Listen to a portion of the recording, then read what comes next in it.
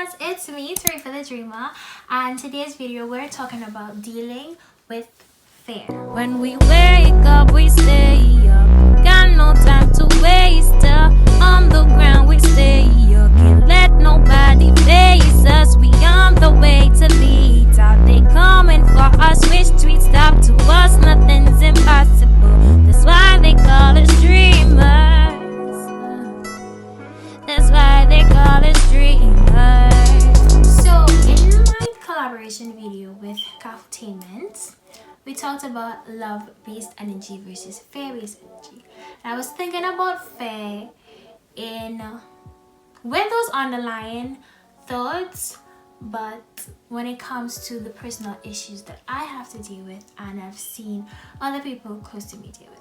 So we're talking about dealing with fear in different circumstances and how we go about doing so, and not necessarily having all the answers, but definitely talking about the things that we go through. So the first area I want to talk about is the fear of being yourself. In all the messaging everywhere and all the positivity quotes and everybody's grand advice is to be yourself and be true to yourself and stuff like that. But there is a fear with that for so many reasons, for so many people. Part of being yourself is learning to love yourself and knowing what you want, knowing what you don't want, knowing what you enjoy, knowing who you want to be and who you are absolutely not. And it has to come from a place of non-judgment. But that is very scary because although you may not judge yourself, everyone else judges you for being you and judges you for having the boldness to be unapologetically you. And it's a journey that we all have to take. It's like some people have it from the get-go. They are born with it. They live their whole lives not having an issue. And then some of us, it's really hard to accept ourselves because a lot of the things around us aren't accepting of who we actually are. And sometimes you do find the courage to be bold and to be yourself, but people are so mean and so hateful, and some people's life's mission is to hate on other people and beat down other people and sometimes threaten your life and your freedom and your happiness. And sometimes it's not easy to be yourself, like literally it endangers your health and your safety, but I feel like it's worth it. It's worth risking being who you are and being happy and living the life that you truly want to live than hiding yourself away and giving other people the power to hold you down. I mean, that's a controversial topic, but to me and for me, it's like I have to die being me. I have to die giving it my all. Even if I'm killed because of it, even if my time is shortened, it's going to be a short but truthful and meaningful time for me. And that's kind of a hard thing to wrap your head around for most people, but it's like I'd rather be me and I'd rather do me and I'd rather live by my truth.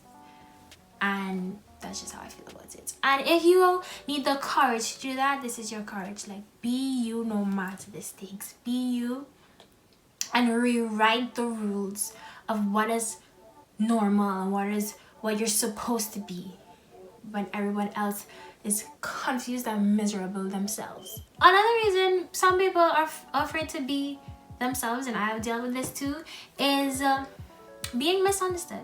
Simply just being misunderstood. Like, you express yourself in the best way that you can, you use all the terms that you think people can understand, you come down to people's level and they still don't understand you, they still don't get your point, they still don't see things from your point of view, or they look down on your point of view, or they make fun of it. And you might push people away and not share who you are with them, but sometimes that's what's necessary to live your truth. Like, sometimes you want to have relationships with people so badly, but it just doesn't work because it's always like all the messages are getting lost in translation. And then sometimes too, when you show people who you are, they take advantage of you.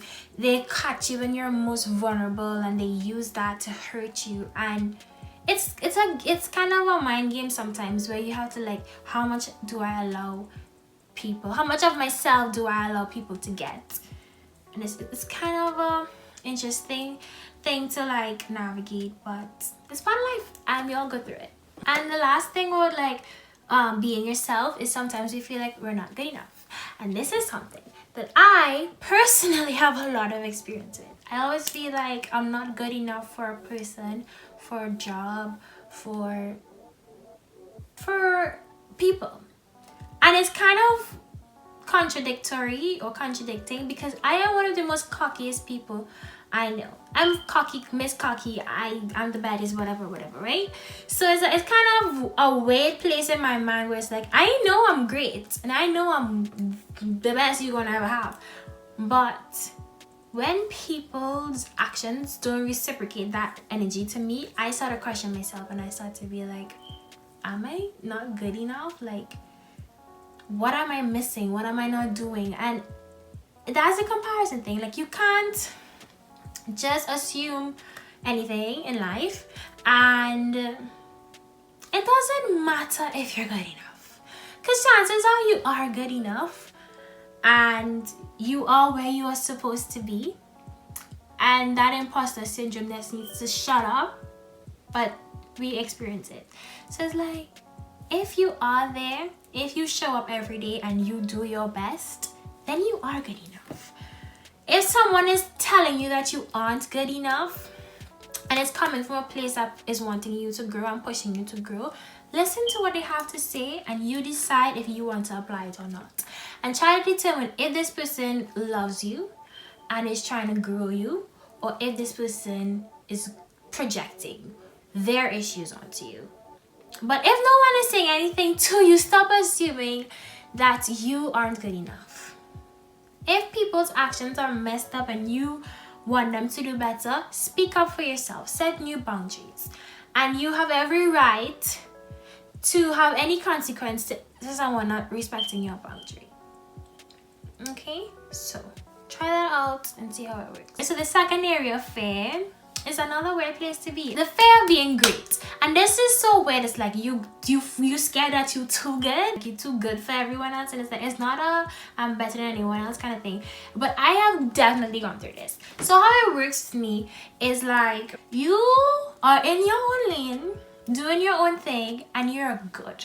You're good at what you do. You're confident, you're happy, you're intelligent. You just got it going on. And you are not thinking about anybody else. You're not looking down on anyone else. None of that. But other people who want to be like you, or want to have what you have, or want to be able to do the things that you do naturally, they don't know how to express that to you positively, so they bottle it and they have envy and jealousy towards you. And then their actions start having resentment. They start talking bad about you. They start being mean to you. And for someone like me who has always been a people pleaser, but has also always been very good at things. Like, I give my all to things, and that is just one attribute. But also I'm very blessed. I am blessed to have things come easily and naturally to me. You know, like, I'm a very smart girl. I'm a very pretty girl. I have 2 parents who love me. I've always been spoiled. Like, I just have all of these blessings. And if you grow up like that, you don't really pay attention to the fact that other people may not have these things until they are pointed out to you. So it's like, I have grown up being very I've grown up being very blessed, and have grown up being very loved and doing well and being praised for doing well. So when other people would be mean to me for doing well, or jealous of me for doing well, and I'm not just saying it's like, oh, people are jealous of me, whatever, but no, like, it's actually what happens. It's actual people's actions. People have literally said it to me directly, or I could see it through their actions.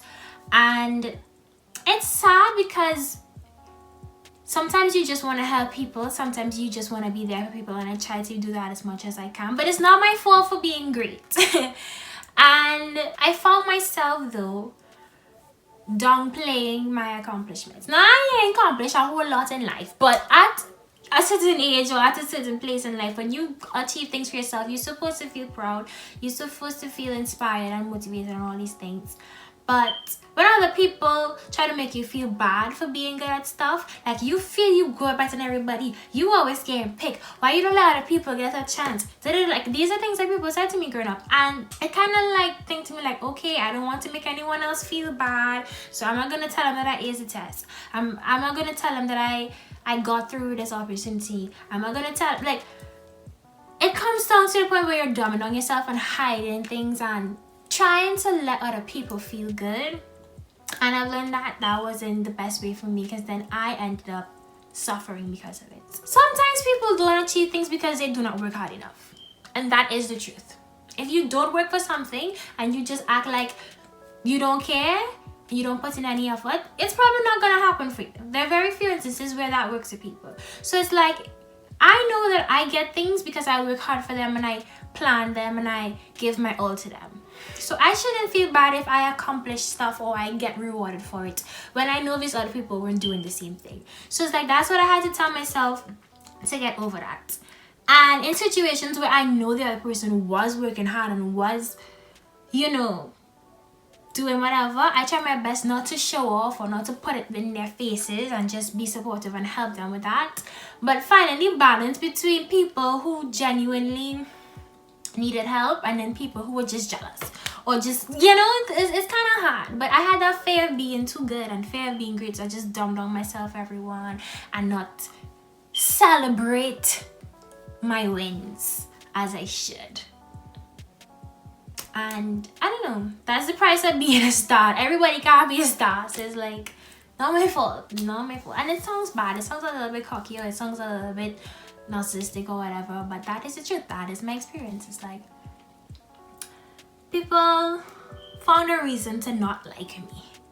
And then when I got older, I realized your true friends are going to celebrate your wins with you, and they're going to have wins of their own, and you'll be able to celebrate with them. So that nice balance. But anytime somebody starts getting jealous because of what I'm accomplishing, or sometimes it's not even so bold, like they do it in underlying tones. Like every good thing you do, they have something negative to say about it. It's like, okay, that wasn't that good. You're not that smart. You're not that pretty. You're not that talented. It's like, stop projecting your insecurities onto me. I am that pretty. I am that smart. So I have been working on that. Like, shut up. But I also try not to like overdo my announcements or my celebrations. I try to be aware of what other people are going through as well. So it's a kind of balance thing there. But it's so weird. Like, you are fearful of being good because you fear people are going to hurt you or judge you. That's so messed up. And the next thing with being fearful of being great is like bravery versus confidence. As I said, I'm very good at things. And I try to be good at things. Sometimes it comes naturally, sometimes it's because I work really hard. And I don't ever hide when I work really hard towards something. I was working hard at it. Sometimes I don't care and it comes naturally, and that's not my fault either. I just thank God that He made me like this. But when you are accustomed to making people proud, when you are accustomed to doing good all the time, there's a pressure that naturally comes with that. People are looking to you to do good. People are looking at you to excel. And I have a hard time with dealing with failure on my own. Much less for other people to watch me fail. That hurts. So sometimes I have this fear of, I am going to fail. This time is going to be the time that I mess up. This time is going to be the time that everybody's like, you see, she wasn't the real deal the whole time. And it's like, it doesn't make any sense. It's like every time I go into something new, a new challenge or whatever, there is a bit of me that is scared, that is fearful that I fail, or fearful that I'm not going to do it the way everybody else is looking to me. So that's why I kind of hold stuff to myself until I complete it. So it's like the disappointment or the possibility of disappointing someone is not there. But I set really high goals to myself because I want to accomplish them. It makes no sense setting low goals just because you're scared of failing. That doesn't make any sense. You just have to just do it. And if you fail, you fail. Try again or change your goal. So as fearful as I am at those times, I'm always brave.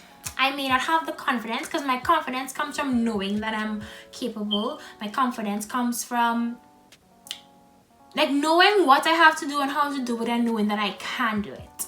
And I don't always have that, so sometimes I had to be brave. Be like, I don't know what I'm doing, and I'm going through something in my life right now where I feel just like that. It's like, I don't know what I'm doing. I don't know how this is going to go. I don't know if I am I don't know if I am qualified to do these things. But I am going to be brave, and I'm going to fake it until I make it. That is my motto. Fake it until you make it, baby girl. Because other people have done this before with less tools than you have now.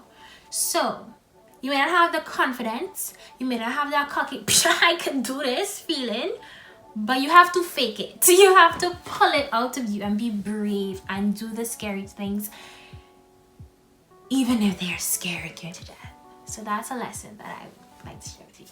That I always works for me, because it's like, what's the worst you're gonna do? Fail or die. You're gonna fail or die. If you die, you have nobody to answer to. If you fail, you can always try again. And that brings me to the last area of fear.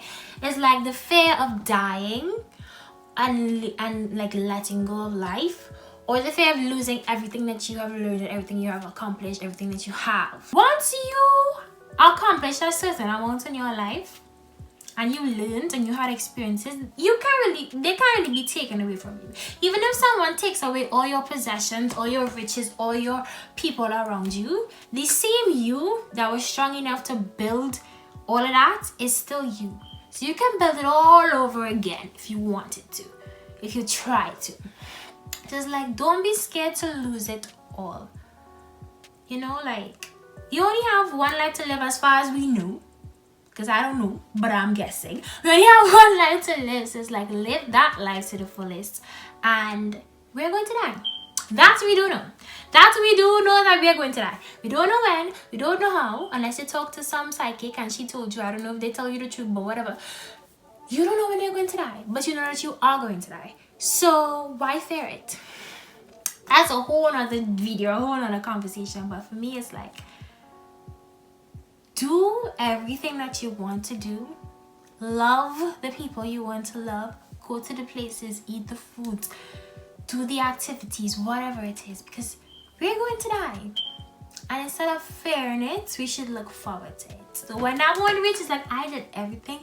There's not a thing, a person, nothing that I didn't get to have or meet or do or whatever, because I lived my best life. And that's how I feel. So it's like, I don't know. And you could tell me what you think happens when we die. I'm all interested in hearing it out. But it's like, there's no fear for me there. But in a situation where I'm dying, I'll probably be scared, eh? I ain't gonna lie to you. But ultimately, there's peace in that. We're all going to die someday. Nothing matters. But that is all for my little discussion on dealing with fear and how I deal with fear and the different areas I experience it in my life. Tell me about your experience in the comments below. And if you agree or disagree, because I might have said some controversial things, tell me in the comments below as well. Let me know how you feel. Let me know what you think. If you like the video, give it a thumbs up below. I make videos on Tuesdays and Saturdays, so click the bell next to the subscribe button for post notifications for more videos. That is all. Okay, bye.